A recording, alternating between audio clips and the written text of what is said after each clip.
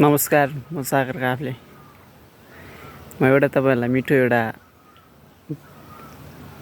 अब कथा जस्तै भनौँ कि अहिलेको वास्तविकता भनौँ है, तपाईँलाई भन्न चाहँदैछु।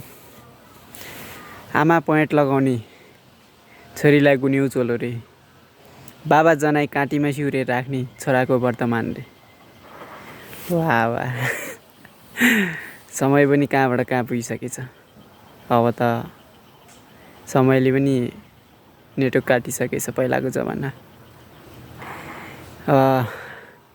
आमा सारी दराजभित्र थन्क्याएर राख्ने छोरीलाई गुन्यौ चोलो रे, बाबा जनाई फुकालेर काँटीमा झुन्ड्याएर राख्ने छोराको वर्तमान गरिदिने रे।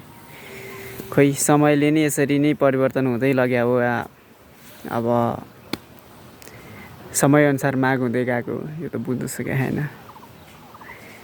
यस्तै रहेछ जमाना, माइन्ड नगर्नु होला, वास्तविक कुरा बोलेको छु।